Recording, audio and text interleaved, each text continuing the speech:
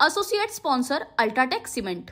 गेल्या जेव्हापासून ही पोलीस भरती जाहीर झाली त्यानंतर विद्यार्थ्यांनी मागणी केली होती की पावसाळ्यामध्ये भरती झाली नाही पाहिजे, ती स्थगित करून पुढे घेतली पाहिजे अशी विद्यार्थ्यांची मागणी होती। परंतु सरकार जे आहे ते परीक्षा घेण्यावर ठाम होतोच आणि त्याचाच परिणाम आपण बघू शकतो।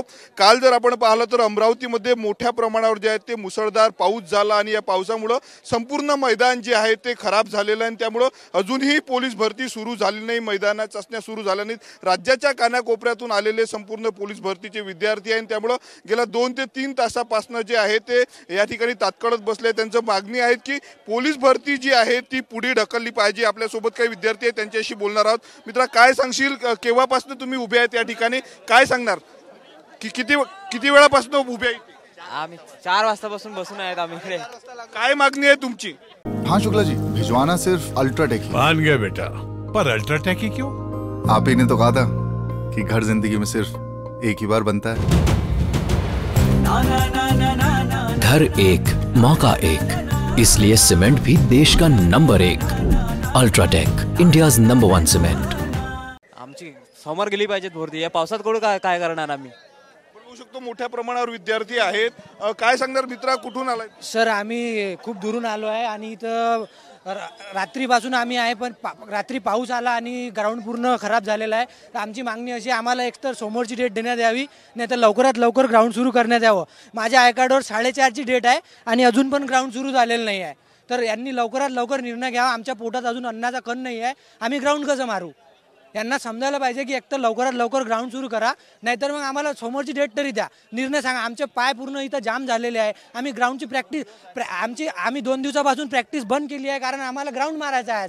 जर यांनी आज ग्राउंड नाही घेतलं तर कसं होणार? किंवा ग्राउंड आहे तर ते ग्राउंड ओला आहे तर रोडवर कसं घेतलं जाईल असा पर्याय करायला पाहिजे, काही ना काही हे आधीपासून करायला पाहिजे होतं।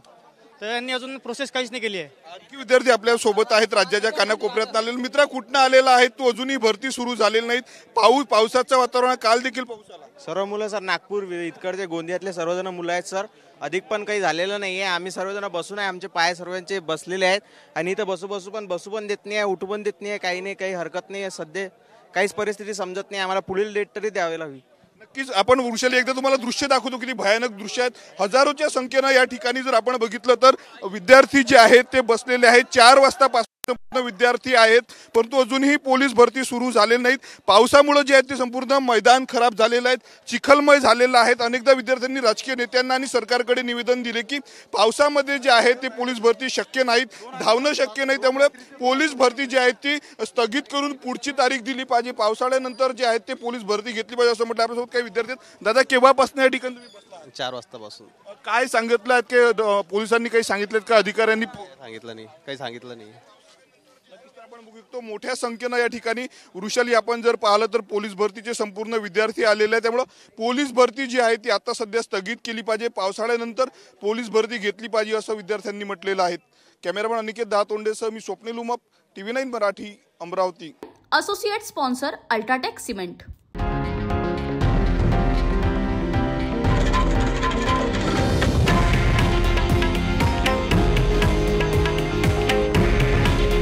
हे आहे देशातील नंबर 1 न्यूज नेटवर्क आणि आपण पाहत आहात TV9 मराठी। काळजी तुमची, हित महाराष्ट्राचं।